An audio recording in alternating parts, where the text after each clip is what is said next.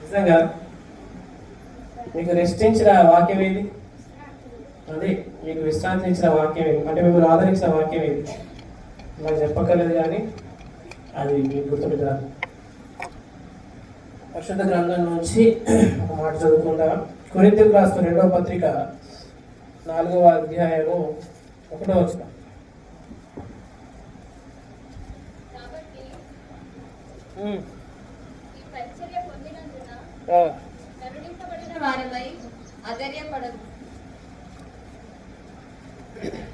కాబట్టి ఈ పరిచయం పొందినందున నాకు తెలియలేదు కదా, చదవండి మరి అందరూ చెప్పండి. కాబట్టి ఈ పరిచయం పొందినందున ఈ పరిచర్య పొందినందున నాతో పాటు చెప్పండి. ఈ పరిచర్యను పొందినందున ఈ పరిచర్య పొందినందున ఈ పరిచర్య పొందినందున ప్రార్థన చేద్దాం. పరిశుద్ధులైన తండ్రి మీకు వందనాలు చెల్లిస్తున్నాం. నాయన మీ పిల్లలంగా మీ సన్నిధికి వచ్చి ఉన్నాం. మాతో మాట్లాడండి. పరిశుద్ధాత్మ సహాయాన్ని సమృద్ధిగా అనుగ్రహించమని వాక్షత అనుగ్రహించండి. రక్తమాంసములు మీ సంగతులు బోధించలేవు ప్రభు, మీరే మాతో ఉండి మాట్లాడండి. కావాల్సిన ఆదరణ వాక్యాన్ని కృపాసహిత మాటలు మీరు అందించి మీ నామానికి మేము తెచ్చుకోమని యేసుక్రీస్తు ప్రభు నామ స్తోత్రాలు చెల్లించి ప్రార్థిస్తున్నాం పరమ తండ్రి. ఆమేన్ ఆమేన్. హల్లెలూయా హల్లెలూయా. ఎవరు నిద్రపోవద్దు, సరేనా? రైట్. కొరింథీయులకు రాసిన 2వ పత్రిక 4వ అధ్యాయము 1వ వచనం. ఎంతమంది తీసారు బైబిల్? ఎంతమంది ఓపెన్ చేశారు బైబిల్? చేయించు ఒకసారి. ఎంతమంది బైబిల్ ఓపెన్ చేశారు? Right, thank you very much. Right, ఇక్కడ చూడండి. కాబట్టి ఈ పరిచర్య పొందినందున చెప్పండి, కరుణింపబడ్డాం. ఈ పరిచర్య పొందినందున కరుణించబడ్డాం కాబట్టి అధైర్యపడము అని ఈ మాట ఎవరు చెప్తున్నారు? ఈ పత్రిక ఎవరు రాశారు? ఆయనే చెప్తున్నారు కదా. మేము కరుణించబడ్డాము. దానికి కారణం ఏంటిదంటే ఈ పరిచర్య. పరిచర్యను ఇంగ్లీష్లో ఏమంటాం? మినిస్ట్రీ.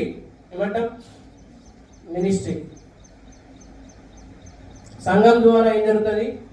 పరిచర్య జరుగుతుంది. లోకానికి సువార్త కానీ లేకపోతే ఏదైనా సంఘం ద్వారానే పరిచర్య జరుగుతుంది. క్షేమకరమైన అభివృద్ధి పొందే పరిచర్య జరుగుతుంది. పౌలు గారు అంటున్నారు ఇక్కడ, కాబట్టి ఈ పరిచర్య పొందినందున కరుణించబడ్డాం. ఈ పరిచర్య పొందినందున అంటే అంతకుముందు ఏదో పరిచయం ఉన్నట్టే కదా, అదేనా? ఈ పరిచర్య పొందినందున అని అంటున్నాడంటే అంతకుముందు ఇంకో మినిస్ట్రీ ఉన్నట్టే కదా, అంతేనా బ్రదర్? ప్రకాష్ గారు కదా. రైట్. ఇప్పుడు పౌలు గారు ఈ పత్రిక ఎవరికి రాస్తున్నాడు? కొరింథీయులకు రాస్తున్నాడు. కొరింథీలో ఉన్న సంఘానికి రాస్తున్నాడు.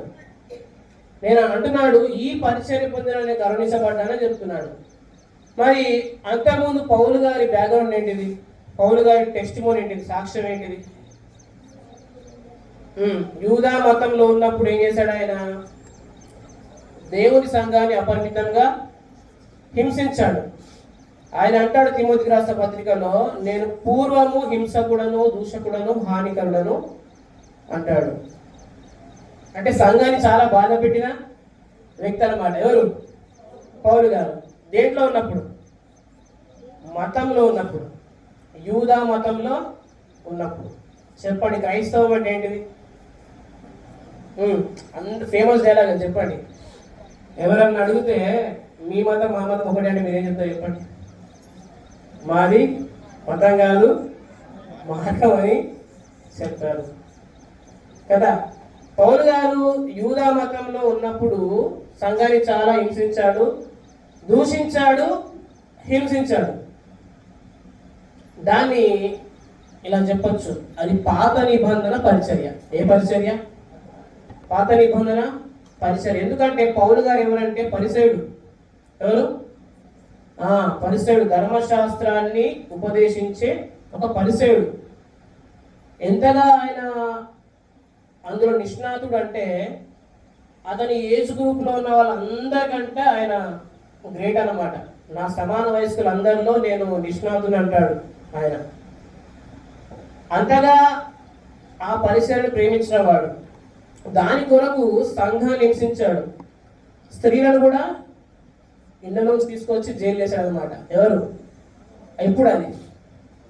ఒకప్పుడు మతంలో ఉన్నప్పుడు. మనం కూడా ఒకప్పుడు దేంట్లో ఉన్నాం? మతంలోనే ఉన్నాం కదా, అంతే కదా. ఇప్పుడు ఏమన్నారు? మాది మతం కాదు, మార్గబండి అని చెప్పారు కదా. రైట్. ఇప్పుడు మనం మతంలో ఉన్నప్పుడు మనం కూడా దేవుని సంఘానికి హింస పెట్టిన వాళ్ళమే కదా. యేసు ప్రభుని ఎంతమంది దూషించిన వాళ్ళు ఉన్నారు చెప్పండి? దూషించారు మీరు? ప్రభుత్వం ఇప్పుడు ఆయన స్తుతిస్తున్నారు కదా. అయితే పిల్లలు గమనించండి, పౌలు గారు కూడా మతంలో ఉన్నప్పుడు సంఘాన్ని దూషించినట్టుగా చూస్తున్నాం. బైబిల్లో 2 నిబంధనలు ఉన్నాయి. చెప్తారా ఏంటో? పాత నిబంధన, కొత్త నిబంధన. పాత నిబంధన అంటే ఏంటిది? క్రొత్త నిబంధన అంటే ఏంటిది? పాత నిబంధన అంటే ధర్మశాస్త్రం, అంటే 10 ఆజ్ఞలు. క్రొత్త నిబంధన అంటే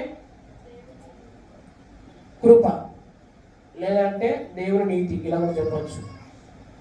అయితే ఈయన చెప్తున్న పరిచర్య దేని గురించి? ఇప్పుడు ఈ పరిచర్య పొందినందున మేము కరుణించబడ్డామని చెప్తున్నాడు. కాబట్టి మాకు ధైర్యంగా బోధిస్తున్నాం, మేము అధైర్యపడం, భయపడట్లేదు, అసలు చాలా ధైర్యంగా బోధిస్తున్నాం అంటున్నారు. ఇప్పుడు చెప్పండి, మనకు రైట్ మినిస్ట్రీ ఉంటే మనం దేనిగా భయపడతామా? అంటే సరైన పరిచర్యలోకి మనం వస్తే దేనిగా భయపడతామా? లోకస్తులందరికీ ఏముంటుందంటే మరణ భయం ఉంటుంది. ఏంటిది? ఇది తింటే నాకు ఏదో ఫుడ్ పాయిజన్ అవుతుంది, నేను చచ్చిపోతా. ఇది తాగితే నాకు ఖచ్చితంగా ఏదో అవుతుంది, ఈ రూట్లో పోతే ఖచ్చితంగా ఏదో అవుతుంది. బైక్ మీద పోతున్నప్పుడు కూడా కొంత భయం ఉంటుంది. ఓకేనా? ఎప్పుడు చచ్చిపోతామో అని భయం లోకస్తులందరికీ కూడా ఉంటుంది. క్రైస్తవులు కూడా ఉంది, ఉందా లేదా? దాన్ని మరణ భయం అని రాశాడు బైబిల్లో. ఫిబ్రవరి 2:14 తీయకండి, రాసుకోండి. అయితే ప్రియులారా, క్రైస్తవుడు అంటే ఎవరంటే చచ్చినోడు. ఏంటిది? చెప్పండి మాట. తెలంగాణ భాషలో చెప్పిన క్రైస్తవుడు అంటే ఎవరు? ఎవరితో పాటు చనిపోయినాం మనం? క్రీస్తుతో పాటు చనిపోయినాం, పాతి పెట్టబడ్డాం. మనం కూడా ఏం చేసినాం? లేపబడ్డాం కదా. ఇప్పుడు మనకు మరణం ఉందంట? మరణం లేదు. ఒకవేళ ఒక విశ్వాసి రోగి చనిపోయాడు అనుకోండి, సమయ గారు రోగి చనిపోయాడు, మనం ఏమంటాం అతన్ని? క్రైస్తవ భాషలో చెప్పండి. చనిపోయాడు అంటామా, నిద్రించాడు అంటామా? అంటే దాని ఉద్దేశం ఏంటిది? క్రైస్తవునికి మరణం అనేది లేదు. ఎందుకంటే ఒకరోజు యేసుక్రీస్తు రాబోతున్నాడు. వచ్చినప్పుడు తన వారందరిని ఏం చేస్తాడు? ఆయన లేపుతాడు కదా. ఫస్ట్ సమాధులు ఏమైతాయి? అప్పుడు ఏమైతే చనిపోయిన వాళ్ళు లేదు అంటే మరణం ఉన్నట్ట లేనట్ట. అందుకని చనిపోయిన మనం ఏమంటాం? నిద్రించారు అని అంటాం. ఆల్రెడీ చచ్చిన వారమే, మరణించిన వారమే, కానీ మనకి ఏముంది? మరణ భయం ఉంటుంది. పౌలు గారికి ఏం లేదు, భయం లేదు అంటున్నాడు. మేము ధైర్యంగా బోధిస్తున్నాం అంటున్నాడు. కారణం ఏంటిదంటే ఈ పరిచర్య. ఏ పరిచర్య? ఇక్కడ చూద్దాం, పైన 3వ అధ్యాయము చూడండి, 7వ వచనం చదవండి. చాలు, మరణ కారణము పరిచర్య.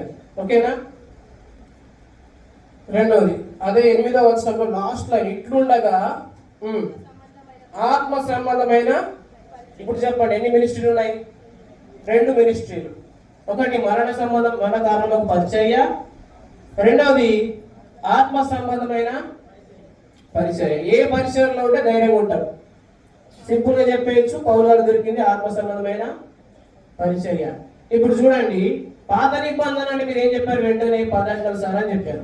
ఓకేనా? ఈ పదార్థాలు దేవుడు ఏ కొండ మీద ఇచ్చాడు?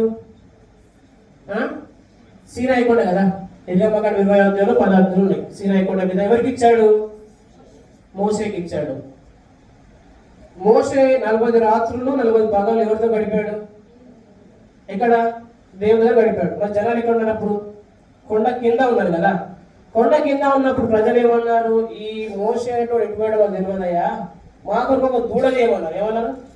దూడ. బంగారు పోగారుతోటి బంగారు దూడం చేసినప్పుడు జనులు తింటున్నారు, త్రాగుతున్నారు. ఆ టైంలో మోషే కొండ దిగుతున్నారు అనమాట. అయితే ఆ నిర్గమకాండ 32వ అధ్యాయంలో 3000 మంది చనిపోతారు. ఎంతమంది? 3000 మంది చనిపోయారు. అపోస్తుల కార్యముల గ్రంథం 2వ అధ్యాయంలో పెంతెకోస్తు అనే పండుగ దినాన ఒక వ్యక్తి లేచి మాట్లాడతాడు. ఆ వ్యక్తి పేరు ఏంటిదంటే పేతురు. ఏంటిది? పేతురు. ఈ పేతురు పరిశుద్ధాత్మ చేత నింపబడి మాట్లాడుతున్నప్పుడు అక్కడ ఉన్న 3000 మంది రక్షించబడతారు. రైట్. ఇక్కడ ఎంతమంది చనిపోయారు? ఇక్కడ ఎంతమంది బ్రతికిళ్ళు? 3000 మంది. సేమ్ నంబర్ అయితే సేమ్. అక్కడ చచ్చిళ్ళు, ఇక్కడ బ్రతికిళ్ళు. ఓకేనా? ఇక్కడ చెప్తున్నా చూడండి ఒకసారి. ఇక్కడ 6వ వచనం లాస్ట్ లైన్. 6వ వచనం లాస్ట్ లైన్. అక్షరం చంపును గాని, రైట్, అక్షరం అంటే పదాజ్ఞలు. అక్షరం అంటే ఏంటిది? పదాజ్ఞలు వచ్చినప్పుడు 3000 మంది చచ్చిపోయారు. పరిశుద్ధాత్మ వచ్చినప్పుడు 3000 మంది రక్షించబడ్డారు. ఇప్పుడు చెప్పండి, అక్షరం చంపుతుంది, ఆత్మ అధ్యయనం పడదని అర్థం. అక్షరం వచ్చినప్పుడు 3000 మంది చనిపోయారు, పరిశుద్ధాత్మ వచ్చిన 3000 మంది రక్షించబడ్డారు, లేదా జీవిస్తారు కదా. ఇప్పుడు చెప్పండి, మనం జీవిస్తున్నామా లేదా? జీవిస్తున్నాం కదా. మరణం దాటా మాట్లాడి యోహాను 5:24 ప్రకారం మనం మరణంలో లేము, మనం జీవించటకు పిలువబడ్డవారం. కానీ చాలా మందికి ఏముందంటే మరణ భయం ఉంది. అది ఉండకుండలు కాక. ఆమేన్.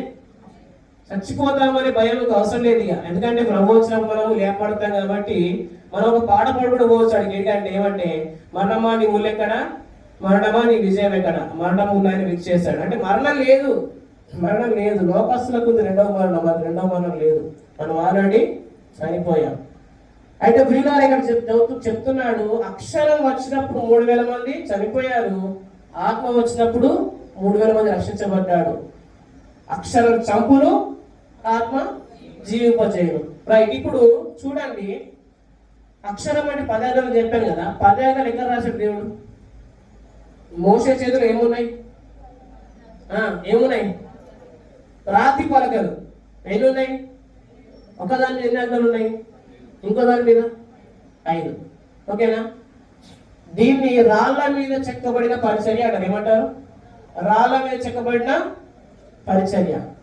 మరి ఇప్పుడు దేవుడు తన విధుల్ని, తన మాటల్ని, తన ఉద్దేశాన్ని, తన సంకల్పాన్ని మన పట్ల ఏమి కలిగి ఉన్నాడో అనేది ఎక్కడ రాస్తున్నాడంటే మన హృదయం మీద రాస్తున్నాడు.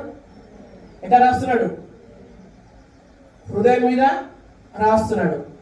ఒకప్పుడు ఈ హృదయం ఏమైందంటే అది గట్టి అయిపోయింది. ఏమైంది? గట్టి అయిపోయింది. ప్రభు ఏం చేశాడంటే యేసుక్రీస్తుని అప్పగించడం ద్వారా మన హృదయాన్ని కడిగాడు. ఈ రాతి గుండెలు మెత్తనిగా చేశాడు. ఏం చేశాడు? మెత్తనిగా చేశాడు. ఆ మెత్తని హృదయం మీద ఏం రాస్తున్నాడు? తన సంగతులన్నీ కూడా రాస్తా ఉన్నాడు. హల్లెలూయా. చదవండి ఇక్కడనే 3వ వచనం. రాతి పలకల మీద గాని, 3వ అధ్యాయం 3వ వచనం. రాతి పలకల మీద గాని సిరాతో గాని రాయబడక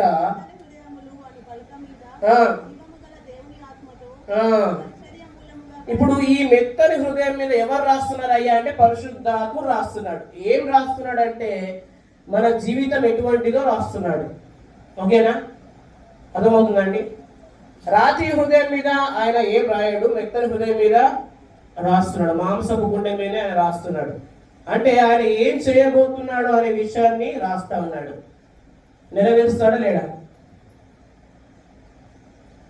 బ్రదర్ ఉన్నాడు. బ్రదర్ జీవితంలో ఏం చేయబోతున్నాడు ఆయన హృదయంలో ఆ మాటలు ఉంచుతున్నాడు. మన జీవితంలో ఏం చేయబోతున్నాడో ఆయన హృదయంలో వారి మాటల్ని ఉంచుతున్నాడు.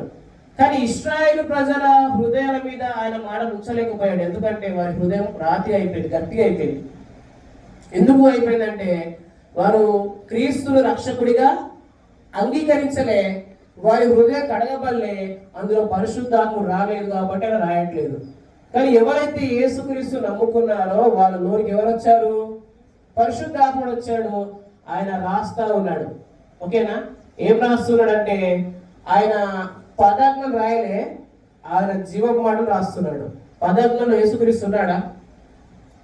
లేడు. ఓకేనా? ఎందుకు లేడు అని అంటే అందులో నేనేమి చేయవలను అనే దానికి ఆ ఆజ్ఞలు రాయబడ్డాయి. చూడండి, ఒక ఆజ్ఞ తీసుకోండి. ఏంటిదంటే అబద్ధం ఆడవద్దు అంటే ఎవరు ఆడకుండా ఉండాలి? నేను. పొరుగు వారిని ఆశించవద్దు అంటే ఎవరు ఆశించకుండా ఉండాలి? నేను. మరి నేను అనే దాంట్లో ప్రభు ఎలా ఉంటాడు అంటే నేను అనే దాంట్లో నా సామర్థ్యము నా బలమే ఉంటుంది, కానీ ప్రభు ఉన్నాడు కదా. అందుకనే ప్రభు ఎప్పుడు మనం చేయగోరుకుంటున్నాడంటే మీరు నా మీద ఆధారపడండి, నా శక్తి మీద ఆధారపడండి, నా బలం మీద ఆధారపడండి అని చెప్తున్నాడు. అందుకనే మన హృదయం మీద ఏదైతే రాస్తున్నాడో అంటే అర్థం ఏంటంటే సింపుల్గా చెప్తాను, దేవుడు వాక్యం ద్వారా ఏదైతే మాట్లాడుతున్నాడో అది జరిగించాలని ఆశపడుతున్నాడు. హల్లెలూయా. కాబట్టి ఏ పరిచర్లో ఆయన మెత్తని హృదయంలో రాస్తా ఉన్నాడు అనేది మనకు ముఖ్యమైన విషయం. పౌలు గారు ఉన్న పరిచర్య ఏంటిదంటే పాత నిబంధన. ఏంటిది? పాత నిబంధన. ఒక మాట చదువుకుందాం చూడండి, పరిశుద్ధ గ్రంథంలో వచ్చి నిర్గమకాండం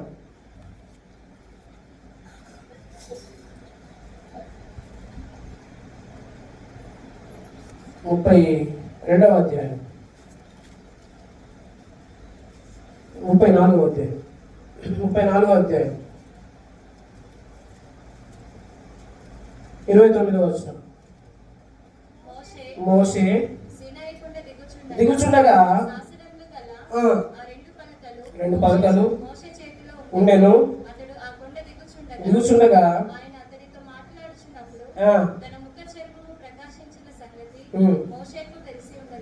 మోషేకు తెలిసిందా ఆయన ముఖ చర్మం ప్రకాశించిందని? తెలవాలి. రైట్. 30 వచ్చిన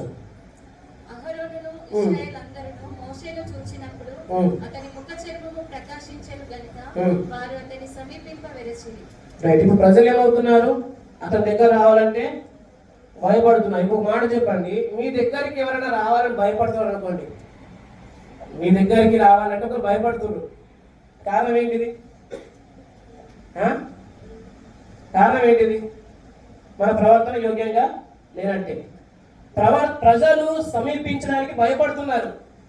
ఎవరిని చూసి? ఎందుకు? అతని ముఖ చర్మము ప్రకాశిస్తుంది. ఇప్పుడు యేసుక్రీస్తు ఏమైనా లోకానికి వెలుగై ఉన్నాడు. మరి మనం వెలుగులో ఉండమని చెప్పాడా, చీకట్లో ఉండమని చెప్పాడా? మరి ఇప్పుడు మోషేని చూసి ప్రజలు ఎందుకు భయపడతా ఉన్నారు? ఇక్కడ ఇంకో మాట చూద్దాం చూడండి, 33వ వచనం. మోషే వారితో ఆ మాటలు చెప్పుట చాలించి తన ముఖం మీద ముసుగెందుకు వేసుకున్నాడు? మోషే ముఖము వెలుగుతా ఉంది, కానీ మోషే ఏం వేసుకున్నాడు? ముసుగేసుకున్నాడు. ఇప్పుడు చెప్పండి, ఎవరన్నా మిమ్మల్ని చూసి మీకు ఎదురు ఒక వ్యక్తి వస్తున్నాడు అనుకోండి, ఆ వ్యక్తి మిమ్మల్ని చూసి దాక్కున్నాడు అనుకోండి, కారణం ఏమై ఉంటుంది?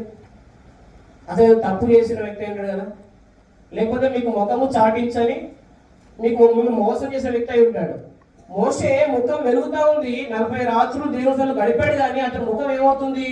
ప్రకాశిస్తుంది. కానీ ప్రజలు రావట్లే. చివరికి ఆయన ఏం చేశాడు? ముఖం మీద మూసుగేసుకున్నాడు. కారణం ఏంటిదంటే ఇప్పుడు ఇలా గమనించండి, ఆ వెలుగు తగ్గిపోయేది. ఏంటిది? ఆ వెలుగు తగ్గిపోయేది. మోషే ఉన్న పరిచయం ఏంటిది? పాత నిబంధన పరిచర్య. జాగ్రత్త వినండి, ఇప్పుడు కంక్లూజన్కి వస్తున్నాను, ఈ మాట వినండి. మోషే ఉన్న పరిచర్య పాత నిబంధన పరిచర్య కాబట్టి ఆ వెలుగు తగ్గిపోతుంది. మనం ఉన్న పరిచర్య కొత్త నిబంధన పరిచర్య కాబట్టి ఈ వెలుగు జనాలు వస్తారు. హల్లెలూయా. ఇది నిజమైన వెలుగు. అంటే పరిచయం 2 రకాలు. ఒకటి సత్యమైన వెలుగు, రెండవది తగ్గిపోయే మహిమ గల వెలుగు. ఓకేనా? ఈ మాట చూపిస్తాను. 2 కొరింథీ పత్రిక 3వ అధ్యాయంలోనే చూద్దాం, ముందుకెళ్దాం. 2 కొరింథీ పత్రిక 3వ అధ్యాయము 11వ వచనం. తగ్గిపోనది మహిమ గలదై ఉండిన ఎడల ఉండును. చూడండి, తగ్గిపోయే మహిమ గల పరిచర్య ఉంది, ఎక్కువ మహిమ గల పరిచర్య ఉంది. ఇప్పుడు నేను చెప్తానండి, ఇటు నాకు ఎక్కడ వస్తాయి, మీరు క్లాసిఫికేషన్ చెప్తా, ఈజీగా అర్థమవుతుంది. పాత నిబంధన పరిచర్య ఇటువైపు, ఇటు కొత్త నిబంధన పరిచర్య. తగ్గిపోయే మహిమ గల పరిచర్య ఇటు, అత్యధికమైన మహిమ గల పరిచర్య. రాతి పలకల మీద రాయబడిన పరిచర్య ఇటు, మెత్తని హృదయంగా రాయబడుతున్న పరిచర్య. ఓకేనా? అర్థమైందా? ఈ 2 రకాల పరిచర్యలు ఉన్నాయి బైబిల్లో. అయితే పౌలు గారు ఇంత ముందున పరిచర్య ఏంటిదంటే ఈ పరిచర్య. ఎందుకంటే ధర్మశాస్త్రం చెప్పాడు కదా, పదార్థాలు చెప్పాడు కదా, ఆ తగ్గిపోయే మహిమ ఉన్న పరిచర్య. ఎందుకు మరి పదార్థాలు దేవుడు ఇచ్చాడు కదా, అవి ఎందుకు మరి మన మనుషుడు పాటించలేకపోతున్నాడు? అది పరిశుద్ధమైనవి కదా. ఇప్పుడు పొరుగు వారితో అబద్ధం ఆడద్దు అనేది మంచి ఆజ్ఞనే కదా, మంచి ఆజ్ఞనే కదా. మరి మంచి ఆజ్ఞనే కానీ ఎందుకు అది మన జీవితం పనిచేయట్లేదు? అది క్వశ్చన్. అబద్ధం ఆడవద్దు అనేది మంచి ఆజ్ఞనే కదా. ఇప్పుడు లోకంలో చాలా మంది అబద్ధం ఆడకడం చెప్పారు, అది మంచిదనే కాదా? అది పరిశుద్ధమైనది కదా, మీకు పరిశుద్ధంగా అనిపిస్తుంది కదా. వ్యభిచారం చేయవద్దు అనే మాట మంచిది కాదా? అది పరిశుద్ధమైనది కదా. మరి పరిశుద్ధమైనది ఎందుకు మరి దాన్ని నెరవేర్చలేకపోతున్నాడు మానవుడు అనేది ఈరోజు స్టడీ చేద్దాం. రోమపత్రిక 7వ అధ్యాయం, రోమపత్రిక 7వ అధ్యాయం. జాగ్రత్త వినండి, ఇది సింపుల్ 20 minutes ఉంది చెప్పేస్తాను.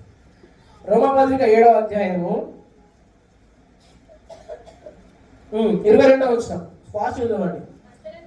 అంతరంగ పురుషుని యందు దేవుని ధర్మశాస్త్రము నందు అంటే పదాజ్ఞలందు నేను ఆనందిస్తున్నాను కానీ వేరొక నియమము నా అవయములలో ఉన్నట్టు నాకు, జాగ్రత్త వినండి. అంతరంగం అంటే మనం అందరికి మనసు ఉంటాయి కదా, జనరల్గా ఇతను ఏం చెప్తున్నాడు అనేది మనసు పెట్టి మనం వింటాం. అయితే దేవుడు ఆజ్ఞ చెప్పాడు కదా అప్పుడు పౌలు గారు ఉన్న పరిచయంలో, ఈ బాగానే ఉన్నాయి కదండి, వ్యభిచారం చేయొద్దు, పొరుగు నశించవద్దు, విగ్రహార్థం చేయొద్దు, ఇంకా అబద్ధం ఆడవద్దు, ఇంకేంటండి గుణగా పదార్థాలు, ఈ బాగానే ఉన్నాయి, అవి నాకు మనసులో మంచిగా అనిపిస్తున్నాయి. అరే కరెక్టే చెప్పాడు కదా, మరి అనిపిస్తుంది. కానీ ఇక్కడ ఏమంటున్నాడు, వేరొక నియమము నా అవయవాల్లో ఉంది. అవయవాలు అంటే నా బాడీలో ఉంది. అంటే దేవుడు ఒక రూల్ చెప్పిండు, దేవుడు ఒక ప్రాసెస్ చెప్పిండు, పరిశుద్ధంగా ఎలా ఉండాలో, నీకు ఎలా అవ్వాలా. కానీ నాలో ఒక రూల్ ఉందన్నమాట. ఏంటి? నాలో ఒక సమస్య ఉంది. ప్రతి మనుషుల్లో ఒక సమస్య ఉంది. దాన్ని ఏమంటారంటే పాప నియమం. చెప్పండి, పాప నియమం. జాగ్రత్త వినండి. పదార్థాన్ని దైవ నియమం అంటారు, దైవ నియమం. ఓకేనా? శరీరంలో ఉన్నదాన్ని పాప నియమం అంటారు. మన పాపలమేనా? 5 months నుంచి చెప్తున్నా, మన పాపలమేనా? కాదు. మనం ఎవరి నుంచి వచ్చాం? మొదటి మానవుడు ఎవరు? ఆదాము కదా. ఆదాము నుంచే మనం అందరం వచ్చాం. ఆదాము తప్పు చేశాడా? చేశాడు. ఆదాము పాపయ్యాడు, అందరూ పాపులుగా చేయబడ్డారు. ఓకేనా? ఓకేనా? రైట్. ఇప్పుడు ఆదాము పాపిగా చేయబడ్డాడు, మనం పాపులు చేయబడ్డాం కదా.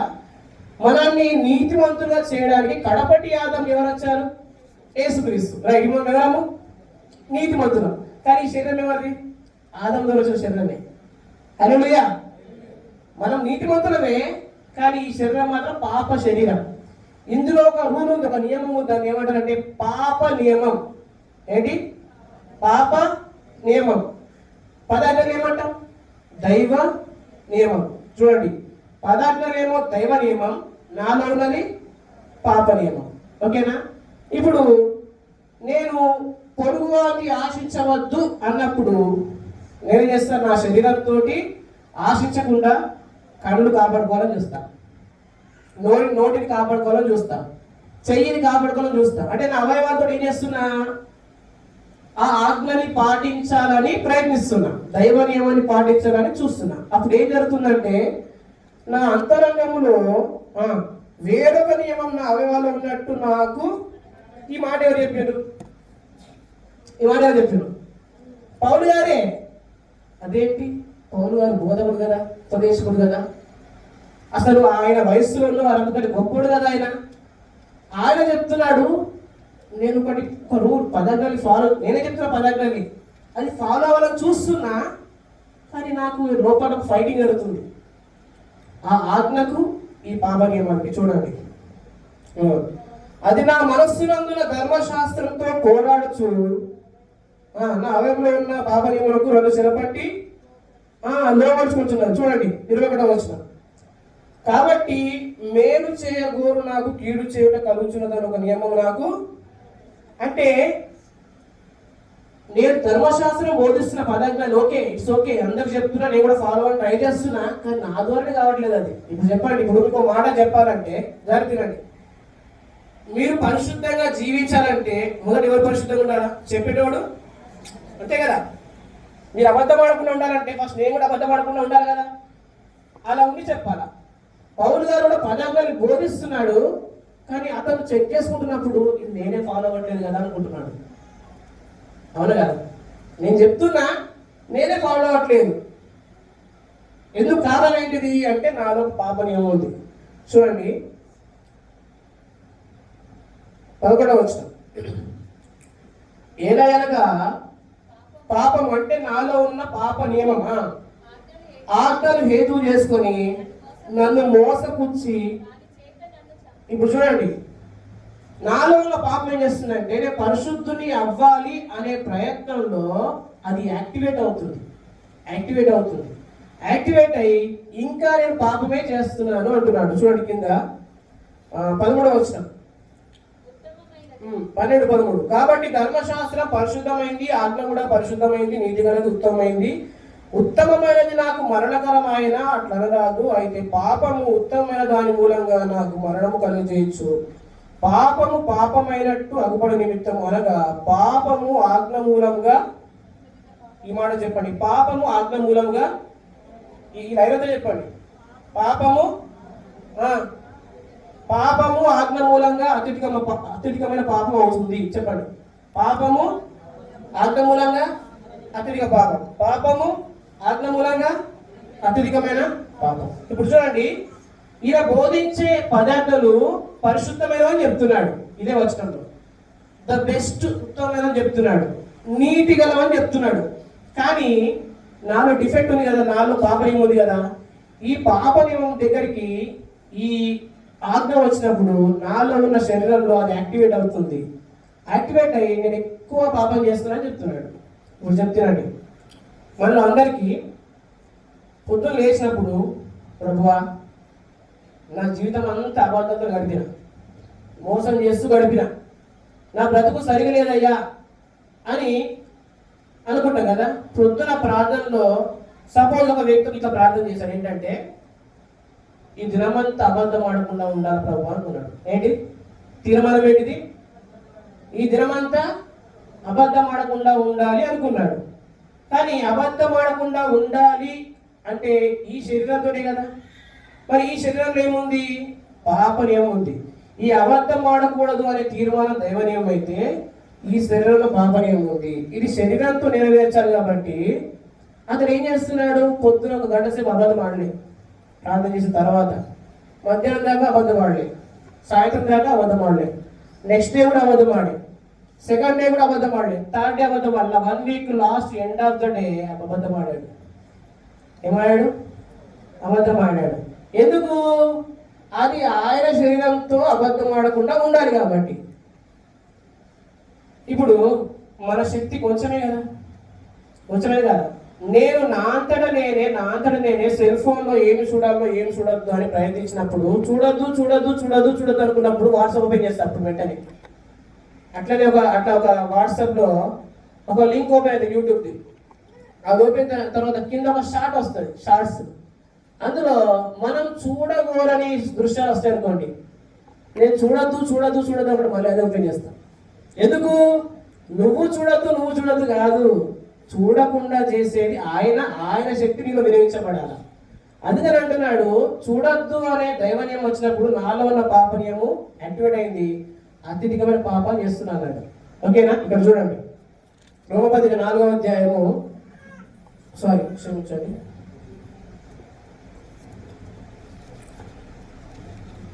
7వ అధ్యాయము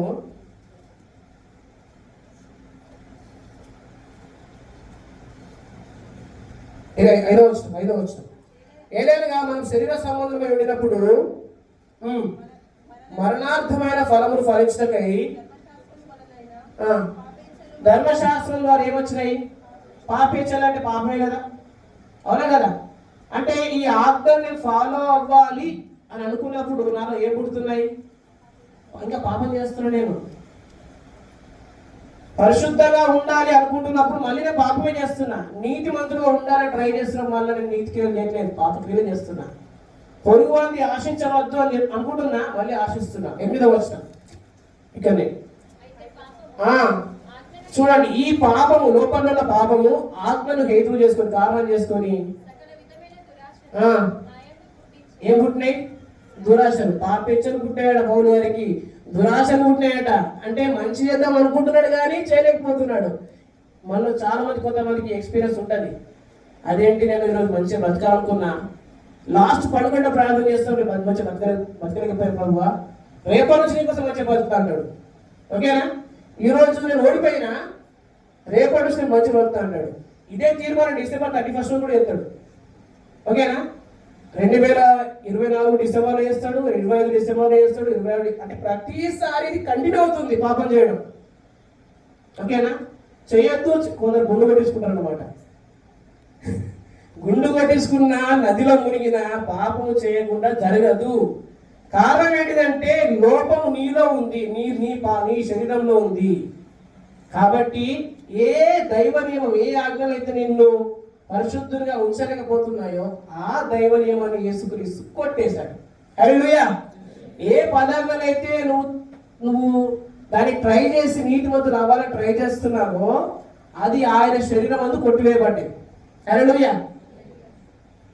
ఈ పదార్థాన్ని పాటించిన నీతిమంతులు అవ్వాలనుకుంటున్నావు, కానీ యేసుక్రీస్తు ఫ్రీగా నీతిమంతులు చేస్తాడు. దేని ద్వారా?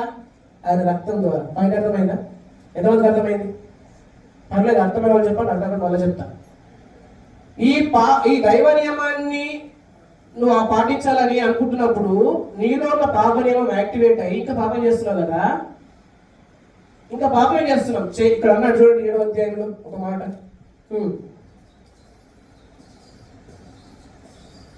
17వ వచనం.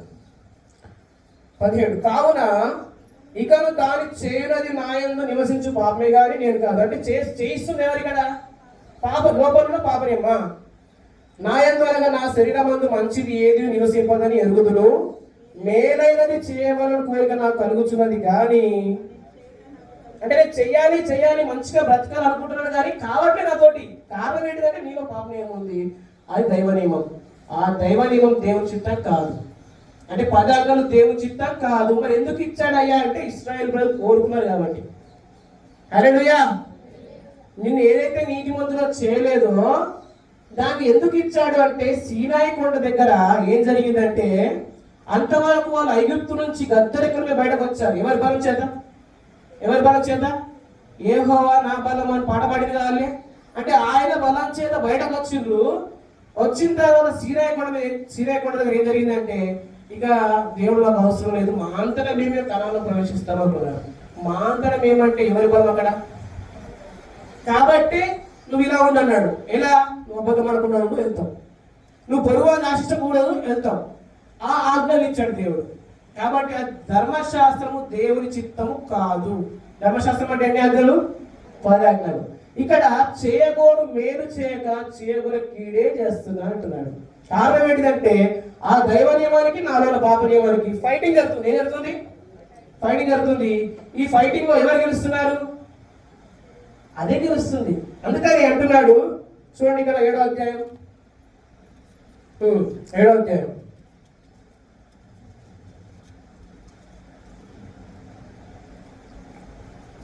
9వ వచనం. ఒకప్పుడు నేను ధర్మశాస్త్రం లేకుండా జీవించుచుంటిని కానీ ఆత్మ వచ్చినప్పుడు పాపానికి మరలా జీవం వచ్చినట్టు యాక్టివేట్ అయిపోయింది. జీవం వచ్చను నేనైతే. అంటే ప్రొద్దున అబద్ధం ఆడకుండా ఉండాలని తీర్మానం చేసుకున్నాడు. రెండో తర్వాత అబద్ధం ఆడేసాడు. అంటే బతికినట్ట చచ్చినట్ట. జీవించున్నామన్న పేరు మాత్రం ఉంది కానీ అట్లనమాట. అంటే పాపం చేయొద్దు అనుకునేటోడు మళ్ళా పాపం చేస్తున్నాడు. బ్రతికినా కానీ చచ్చిపోయినట్టే ఉన్నాడు. అది మరణ కారణలకు పరిచర్య. అదే పరిచర్య. ఇప్పుడు యేసుక్రీస్తు మనకు పరిచయం చేసిన పరిచర్య ఏంటంటే అది ఆత్మ సంబంధమైన పరిచర్య. ఏ పరిచర్య? ఆత్మ సంబంధమైన పరిచర్య. ఒకప్పుడు పౌలు గారు అందులో ఉన్నాడు, ఇప్పుడు నేను అందులో బయటకు వచ్చిన కాబట్టి ఈ పరిచర్య పొందినందుకు నేను కరుణించబడ్డానని చెప్పాడు. హల్లెలూయా, హల్లెలూయా. నేను రాకముందు, ఇక్కడికి ఈ ఎల్సిసికి రాకముందు ఎంతమందికి నిజంగా చెప్పండి యథార్థంగా మేము నీతిమంతులము అని అనిపించింది? చేతిపడు. మేము నీతిమంతులం పరిశుద్ధులం అని ఎంతమంది తెలుసు? మీకు ఎవరికి అంటే మీరు ఇంతకాలం పాపులమని ప్రార్థన చేసినా కాదండి. ఇప్పుడు నేను యేసుక్రీస్తు నమ్ముకున్నాను, మీరు నమ్ముకున్నారు, మీరు ఫీల్ అవ్వకండి, నేను కూడా అదే స్టేజ్కి వచ్చిన. నేను నమ్ముకున్న తర్వాత యేసు ప్రభు నా పాపాలని కడిగిన తర్వాత నేను పరిశుద్ధుని అవుతానా, పాపిని అవుతానా? చెప్పండి అమ్మా. ఇప్పుడు చెప్తున్నా, మీరు అంతకుముందు చెప్పారా? అడిగిన రాకముందు లేదు కదా. ఇప్పుడు నేను నీతిమంతుణ్ణి అనుకుంటే నీతి క్రియలు చేస్తా, పాపిని అనుకుంటే అంటే మనం పాపులము అనుకున్నంత కాలం ఏం చేసినాం? ఒప్పుకుంటారా? ఎంతమంది ధైర్యం ఉంది? అంటే ఇప్పుడు నేను నీతిమంతుని అయిన తర్వాత నేను చేసే భక్తి నిజమైన భక్తి, అంతముందుల భక్తి నిజమైన భక్తి కాదు. నేను మీ గురించి చెప్పట్లే, పౌలు గారు కూడా ఇదే స్టేజ్లో వెళ్ళి వచ్చాడు. చూడండి ఒకసారి మా ఇంకా రోమపత్రిక 7వ అధ్యాయం 24వ వచనం. అయ్యో నేను ఎంత దౌర్భాగ్యుణ్ణి, ఇట్టి మరణములకు లోనము శరీరం నుంచి నన్ను ఎవడు విడిపిస్తాడు? ఈ శరీరం ద్వారా నేను పాపం చేయకుండా బ్రతకాలనుకుంటున్నా, చేయలేకపోతున్నా, నన్ను ఎవడు విడిపిస్తాడయ్యా అని మొరపెడుతున్నా. ఎవరు? పౌలు గారు మొరపెడుతున్నప్పుడు ఆన్సర్ దొరికింది ఆయనకు. మన ప్రభు అయిన యేసుక్రీస్తు ద్వారా. ఎవరి ద్వారా? యేసుక్రీస్తు ఎందుకు వచ్చాడంటే, ఒకప్పుడు నేను కూడా ఆ ప్రాచీన భక్తిలో ఉన్నా, అయితే నాకు ఒక వ్యక్తి నాకు ఆప్షన్ దొరికాడు. ఆయన ఎవరంటే ప్రభు అయిన యేసుక్రీస్తు. మన యేసుక్రీస్తు ద్వారా దేవుడికి నేను కృతజ్ఞతాసు చెల్లిస్తున్నా. ఎందుకంటే చెప్పాడు ఇక్కడ, మనసు విషయంలో నేను దైవ నియమానికి, అంటే మనస్సులో నాకు ఆజ్ఞ చేయాలని ఉంది. నెక్స్ట్ శరీర విషయంలో పాపని, నా శరీరంలో పాప నియమం ఉంది. నేను ఎప్పుడైతే ఈ దైవ నియమాన్ని ఆచరిస్తున్నానో నా శరీరంలో పాప నియమానికి ఫైటింగ్ జరుగుతుంది, నేను ఇంకా పాపం చేస్తున్నాను, ఓడిపోతున్నా అని చెప్పాడు. అయితే నన్ను గెలిపించడానికి ఎవరు వచ్చాడు అయ్యా అంటే యేసుప్రభు వచ్చాడు. హల్లెలూయా. ఇప్పుడు మనం గెలవాలా, ఓడిపోవాలా? బ్రతకాలనా, చనిపోవాలా? చెప్పండి అమ్మా. రోజు బ్రతకాలనా, ప్రతి పూట బ్రతకాలనా, ప్రతి గంట బ్రతకాలనా, ప్రతి నిమిషం బ్రతకాలనా, ప్రతి సెకండ్ బ్రతకాలనా? చెప్పండి. ప్రతి సెకండ్ కూడా ఏ చిన్న విషయంలో కూడా ఓడిపోవద్దంటే దానికి విమోచన క్రయధనం పెట్టింది ఎవరంటే యేసుక్రీస్తు ప్రభు. ఎలా అంటే, ఏదైతే నన్ను విడిపించలేదు దాన్ని కొట్టేశాడు, ఇప్పుడు ఉచితంగా తన రక్తం ద్వారా నీతిమంతుడిగా. హల్లెలూయా. ఎంతమందికి అర్థమైంది? చేయించాడు. ఓకేనా? అంటే ఇప్పుడు పౌలు గారు యేసుక్రీస్తుని అంగీకరించేంత ముందున్న భక్తి ఏమైంది? అంతేనా? యేసుక్రీస్తు ద్వారా నీతిమంతుడు అయ్యాడు కదా. అప్పుడు ఏమనుకున్నాడు? అంతకుముందు పాపి అనుకున్నాడు. మరి పాపి అనుకున్నప్పుడు చేసే ఆరాధన దేవుడు అంగీకరిస్తాడా? అంటే నేను 20 years నుంచి నమ్ముకున్నానండి, 20 years నుంచి చర్చకు వస్తున్నా, ప్రార్థన చేస్తున్నా, వాక్యం చెబుతున్నా, క్రమంగా అనుకూలంగా వస్తున్నా అనే భక్తి చేశాను కదా, అది ఏమైనట్టు? చెప్పండి. ఒప్పుకుంటే దేవుడు కృపరిస్తాడు. అది వ్యర్థమే కదా. ఓకేనా? ఎప్పుడైతే నీతిమంతులము అని ఒప్పుకున్నామో అప్పటి నుంచి మన భక్తి కౌంట్లోకి వచ్చింది. హల్లెలూయా. అప్పటి నుంచి నువ్వు ఏ క్రియ చేసినా దానికి దేవుడు బహుమానం ఇస్తాడు, గొప్ప బహుమానం ఇస్తాడు. అది మాత్రమే క్రీస్తు న్యాయపీఠం దగ్గర లెక్కలోకి వస్తుంది. హల్లెలూయా. 2వ తిమోతి పత్రిక 1వ అధ్యాయము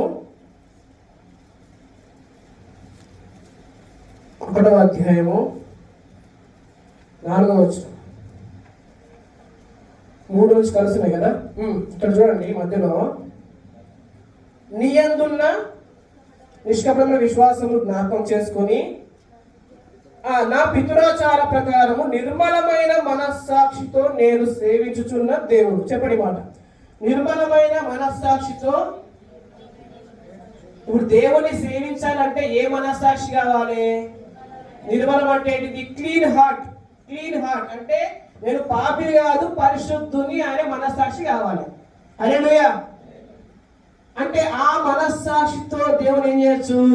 సేవించవచ్చు, అంటే ఆరాధన చేయొచ్చు. మరి ఇంతకాలం ఏ మనస్సాక్షితో దేవుని సేవించారు?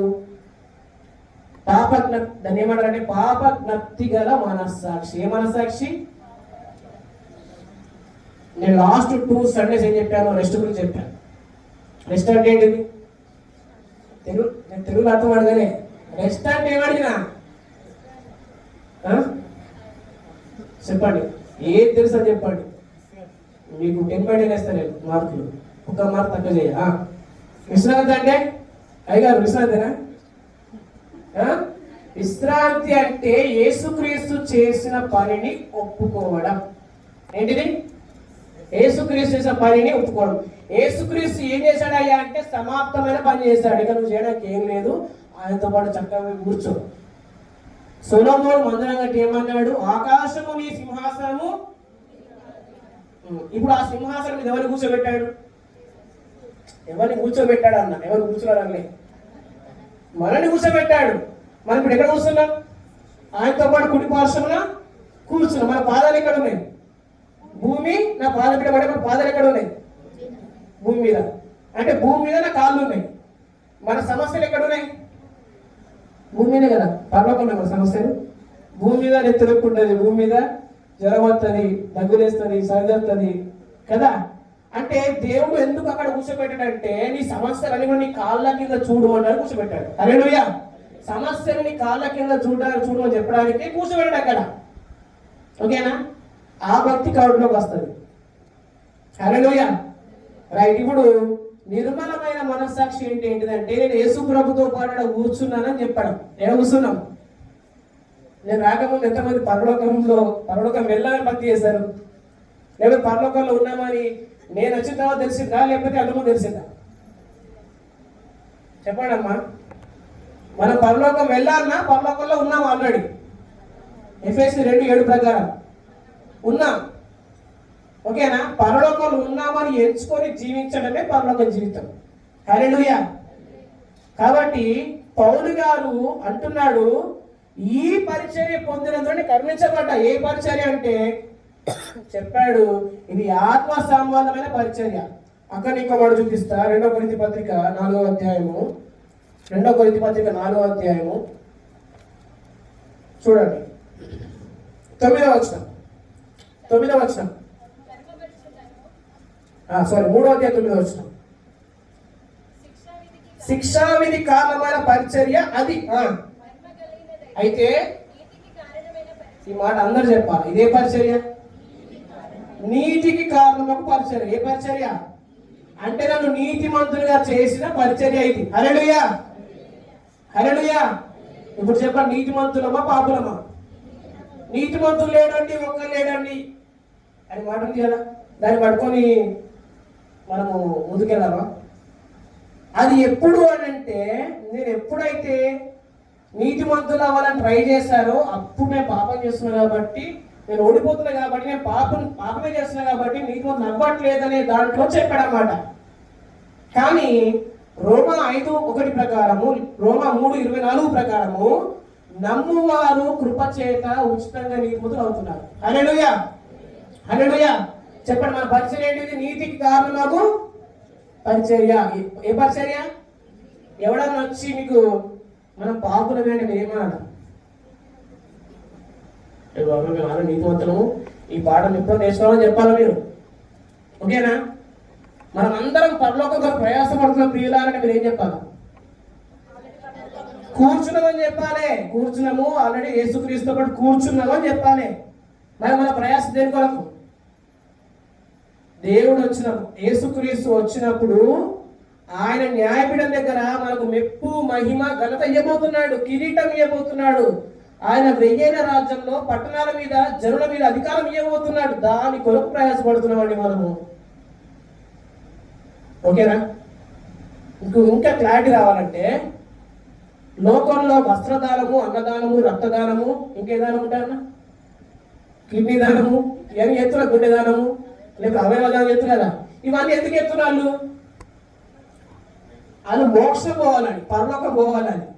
మరి వాళ్ళు పరలోకం పోవాలనే భక్తి చేస్తున్నారు, నువ్వు పరలోకం పోవాలని భక్తి చేస్తున్నావు అంటే నీకు వాళ్ళకి తేడా ఏముంది మరి? అంతేనా సార్? కాదు కదా. మరి యేసుక్రీస్తు ఎందుకు వచ్చినట్టు? అసలు ఎందుకు ప్రాణం పెట్టిండు ఆయన? ఎందుకు రక్తం కాల్చిండు? ఎందుకోసం తిరిగి లేచిండు? ఎందుకోసం వాడు కూర్చున్నాడు? ఆలోచన చేయండి మీరు ఒకసారి. నేను అదే చెప్తున్నా. అందుకనే యేసుక్రీస్తుని నమ్మిన ప్రతి వ్యక్తి పరిశుద్ధుడు. కొరింథీలో ఉన్న పరిశుద్ధులారా అన్నాడు, ఫిలిప్పీలో ఉన్న పరిశుద్ధులారా అన్నాడు, రోమాలో ఉన్న ప్రియులారా అన్నాడు, రోమాలో ఉన్న పాపులారా అన్నాడా? అంటే సంఘం ఎవరు? పాపులా పరిశుద్ధులా? పరిశుద్ధులే. నువ్వు దేవుని దృష్టికి పరిశుద్ధుడివే, దేవుని దృష్టిలో నీతిమంతుడవే. నువ్వు చేసే పాపం ద్వారా నువ్వు పాపివి కాదు. పుట్టుకతోటి పాపలమే కానీ నువ్వు చేసే పాపంతో పాపయ్యావా? ఆదము ద్వారా పాపయ్యావా? ఆదము ద్వారా పాపయ్యావు కదా. నువ్వు చేసే నీతి క్రియల ద్వారా నీతిమంతుడు అయ్యావా? యేసుక్రీస్తు పుణ్యకార్యాల ద్వారా నీతిమంతుడు అయ్యావా? అంటే అర్థం ఏంటిదంటే నువ్వు ఏ పాపము చేయకుండానే పాపివయ్యావు. నువ్వు ఏ నీతి కార్యం చేయకుండానే నీతిమంతుడు కాలేదు. యేసుక్రీస్తు ద్వారా నీతిమంతుడు అయ్యావు. ఏ పాపం చేయకుండానే పాపివయ్యావు. ఏ పుణ్యకార్యం చేయకుండానే నువ్వు నీతిమంతుడు అయ్యావు. అర్థమవుతుందా? అంటే పాపము పాపిరవడానికి నీ ప్రమేయం లేదు, నువ్వు నీతిమంతుడు అవ్వడానికి నీ ప్రమేయం లేదు. ఆదము ద్వారా పాపివయ్యావు, కడపటి ఆదము ద్వారా నీతిమంతుడు అయ్యావు. హల్లెలూయా. కాబట్టి ఇప్పుడు నీతి ఎలా వచ్చింది? యేసుక్రీస్తు ద్వారా వచ్చింది. కాబట్టి ఎప్పటి నుంచి నువ్వు నీతిమంతులు కూర్చోండి బాబు, ఎప్పటి నుంచి అంటే నీతిమంతులు అనుకుంటున్నావో అప్పటి నుంచి నీ భక్తి స్టార్ట్ అయింది. అప్పటి నుంచి నువ్వు చేసే భక్తి కౌంట్లోకి వస్తుంది. పౌలు గారు అంటున్నాడు, అయ్యో ఎంత దౌర్భాగ్యుని, యేసుక్రీస్తు స్తోత్రం చెప్తున్నా. హల్లెలూయా, హల్లెలూయా. అయ్యో నాకు దేవుడు విడిపించాడు, ఇప్పుడు నాకు నీతి కారణంలో పంచర్ అప్పగించాడు కాబట్టి ఇప్పుడు ఎవరిని కరుణించబడ్డాడు కాబట్టి అధైర్యపడను అని చెప్పాడు. ఏం చెప్పాడు? అధైర్యపడను, భయపడకుండా చెప్తున్నా. ఎందుకనంటే యేసుక్రీస్తులో ఉన్న స్థితి ఏంటో చెప్తున్నా. నేను కూడా ఏం చెప్తున్నా అంటే, నేను ఎందుకు ధైర్యంగా చెప్తున్నా అంటే, క్రీస్తులో మీరు కడగబడ్డారు, పరిశుద్ధపరచబడ్డారు, మీరు ఆయన బిడ్డగా తీర్చబడ్డారు. దేవుని కోపం మీ మీద లేదు. కాగా ఎవడైనా క్రీస్తునందున ఎడల క్రీస్తు యేసునందున వారికి ఏ శిక్షా విధి లేదు. దేవుడు సొదొమ కుమారుని నాశనం చేశాడు. నోవహు కాలంలో జల ప్రళయం అందరిని నాశనం చేశాడు. కానీ నోవహు కుటుంబాన్ని కాపాడాడు, లోతు కుటుంబాన్ని కాపాడాడు. ఓకేనా? అలాగే ఇశ్రాయేలు ప్రజలు ఐగుప్తు నుంచి బయటకు వచ్చినప్పుడు అందరూ అరణ్యంలో రాలిపోయారు, కానీ వారి సంతానాన్ని దేవుడు కాపాడాడు. అలాగే మన పట్ల ఆయన కోపం లేదు, మన పట్ల ఆయన కృపగలవాడుగా ఉన్నాడు, గ్రేస్ చూపిస్తున్నాడు. కాబట్టి తన ఉక్కగాలమ కుమారుడు యేసుక్రీస్తు ప్రభుని ఈ లోకానికి పంపించి మన కొరకు ప్రాణం పెట్టింపజేసి మన రక్తం ద్వారా మనం ఉచితంగా నీతిమంతులుగా చేశాడు. పౌలు గారు అంటున్నారు ఏంటంటే, దేవుడు కృప అర్థమైంది. ఇప్పుడు దేవుడు కృప అర్థమైంది ఏంటిదంటే, నేను ధర్మశాస్త్రము ఉపదేశించిన, పదజ్ఞలు బోధించిన, అందరిని కొట్టినా చంపినా, కానీ దేవుడు నాకు ఒక గుణపడం నేర్పిడు. ఏంటిదంటే నేను కూడా పాపమే చేస్తున్నాను. అయితే దానికి విరుగుడు ఏంటిదంటే నాకు యేసుక్రీస్తు పరిష్కార మార్గంగా దొరికాడు. హల్లెలూయా. రోమపత్రిక 8వ అధ్యాయం. టైం చూడకండి, నాకు 7గా ఇచ్చారు. అట్లా అని చెప్పేసి నేను కూడా నువ్వు హింసించా, పౌలు గారు సంఘాన్ని హింసించినట్టుగా. రైట్. రోమపత్రిక 8వ అధ్యాయం 1-2 వస్తారు. కాబట్టి ఇప్పుడు క్రీస్తు యేసునందున వారికి శిక్షలో ఉన్నామా? పాపములో ఉంటే దేవుడు శిక్షలో ఉన్నాడు. మన పాపలము కాము. అంతేనా బ్రదర్? పాపలమేనా? కాదు, గట్టిగా చెప్పు, అది ధైర్యంగా చెప్పాలి. రైట్. 2వ వచనం, క్రీస్తు యేసునందు ఇక్కడ ఒక నియమం కనబడుతుంది. ఏ నియమం అండి? అందరు చెప్పండి. చెప్తలేరు అందరు. ఆత్మ నియమం చెప్పండి. ఆత్మ నియమం. రైట్. ఇంతకుముందు ఎన్ని నియమం చెప్పినా? 2. ఏంటిది? దైవ నియమము, ఆజ్ఞలు. దైవ నియమం నాలో ఉన్నది, ఇక్కడ చెప్పింది ఆత్మ నియమం. 3 చెప్పండి. దైవ నియమం చెప్పండి, చెప్తే గుర్తుంటుంది. దైవ నియమం, పాప నియమం, ఆత్మ నియమం. ఓకేనా? ఇప్పుడు చూడండి, ఈ దైవ నియమాన్ని నేను ఆశ్రయిస్తున్నప్పుడు నా పాప నియమం ఉంది కదా, పాపం యాక్టివేట్ అయ్యి నేను చనిపోతున్నా. దీన్ని మరణ నియమం అన్నాడు. చూడండి, దైవ నియమం వచ్చినప్పుడు పాప నియమం యాక్టివేట్ అయ్యి మరణ నియమం వచ్చింది. అయితే మనకు యేసుక్రీస్తు ద్వారా ఏమొచ్చిందంటే ఇక్కడ ఆత్మ నియమం. ఏమొచ్చిందమ్మా? చూడండి, క్రీస్తు యేసునందు జీవమునిచ్చు ఈ ఆత్మ నియమం ఒక్కటి వచ్చి సరిపోద్దిగా. ఈ ఒక్క ఆత్మ నియమం ద్వారా నువ్వు ధర్మశాస్త్రం జోలికి వెళ్ళే అవసరం లేదు. అంటే పాపని దైవ నియమం నీ శరీరంలో ఇది బయటకు వచ్చే అవసరం లేదు. రెండవది, నువ్వు చచ్చిపోయే అవసరం లేదు. అంటే ఒక్క ఆత్మ నియమం ద్వారా దేవుడు 3కి ప్యాకేజ్ పడేశాడు. అంటే ఏంటిది? నువ్వు ధర్మశాస్త్రం దైవ నియమం జోలికి వెళ్ళే అవసరం లేదు. రెండవది, నీలో పాప నియమం బయటకు వచ్చే అవసరం లేదు. దాంతో నువ్వు చచ్చిపోయే మరణ నియమం కూడా యాక్టివేట్ అయ్యే అవకాశం కూడా లేదు. ఎంతమంది కథలు ఈ మాట? ఒక్క ఆత్మ నియమం ద్వారా, అమ్మ జరుగుతానండి, ఒక్క ఆత్మ నియమం ద్వారా నాకు అంటున్నాడు పౌలు గారు, దైవ నియమం నుంచి, పాప నియమం నుంచి, మరణ నియమం నుంచి విడుదల కలిగింది. ఎప్పుడు? ఈ పరిచర్య పొందినందున. ఏ పరిచర్య? నీతికి కారణమగు పరిచర్య, ఆత్మ సంబంధమైన పరిచర్య, మెత్తని హృదయం రాయబడుతున్న పరిచర్య, అధికమైన మహిమ గల పరిచర్య. ఎవరన్నది మాట? పౌలు గారు. మోషే ఏం చేశాడు? ఆ పరిచర్య వచ్చినప్పుడు ముఖం మీద ముసుగు వేసుకున్నాడు. ఇప్పుడు పౌలు అంటున్నాడు, నాకు ఈ పరిచయం దొరికింది కాబట్టి నేను ముసుగు లేకుండా మాట్లాడుతున్నా అన్నాడు. చూడండి 2 కొరింథీ పత్రిక 3వ అధ్యాయం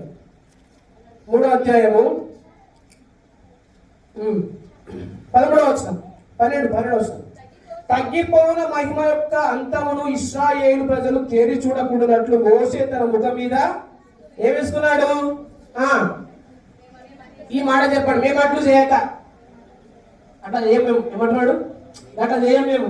ఏమంటున్నాడు? మేము అట్లు చేయక నిమిషం గలవారమై ధైర్యంగా మాట్లాడుతున్నా. ఇప్పుడు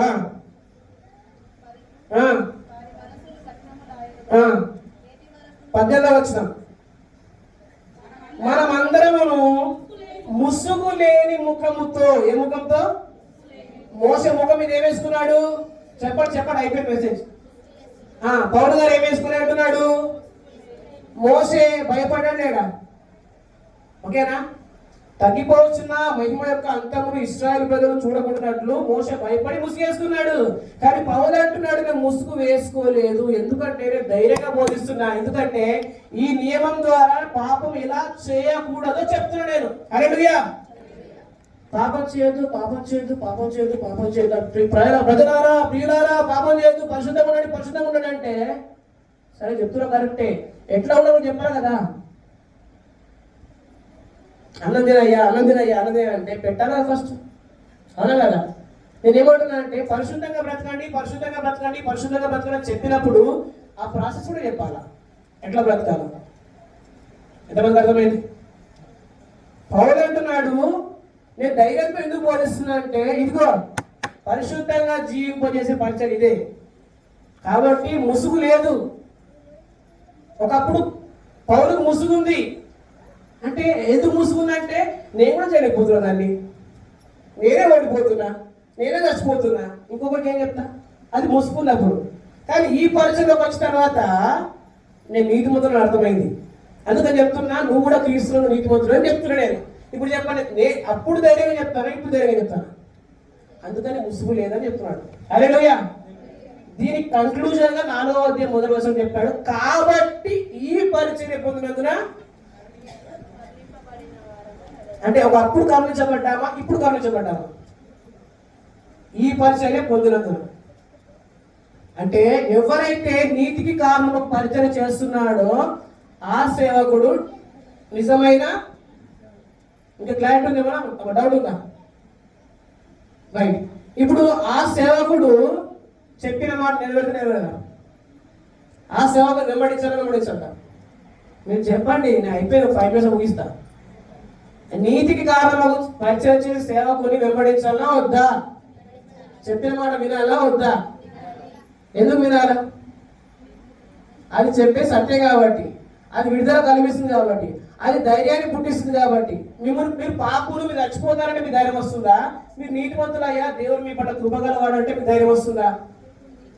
నేను ఎప్పుడన్నా సీరియల్స్ ఉండదని చెప్పినా, ఫేమస్లా చెప్పినా, సినిమాలకు వెళ్ళదని చెప్పినా, ఇది చెప్పినా, ఎందుకు చెప్పలే? పిల్లోడికి పెట్టాల్సిన ఆహారం పెడితే వాడు కురుకునే ప్యాకెట్ కొంచెం బయట పోడాడు, అంతేనా? పోతాడా అన్న? ఏ ఆహారం పెట్టాలో ఆ ఆహారం పెడితే బయట వైపు చూడాలి. అందుకని నేను ఏం చెప్పానో చెప్తున్నా కాబట్టి మీకు ఇంకా చెప్పే అవసరం లేదు. సినిమాలో కంటే అయ్యా, సీరియల్లో కంటే అయ్యా, మొదలు కంటే అయ్యా, నాకు అవసరం లేదని చెప్పేది. యేసుక్రీస్తు ద్వారా నీకు ఏ ఆహారం కావాలో ఆ ఆహారం పెడుతున్నా. అందుకనే ఈ పరిచర్య చేస్తున్న సేవకుడు నిజమైన సేవకుడు. మీరు వారిని వెంబడించండి, వారి మాట వినండి. గ్రూప్లో జూమ్ లింక్ పెడుతున్నాను నేను. ఎంతమంది జాయిన్ అవుతున్నారు? సీరియస్గా చెప్పండి.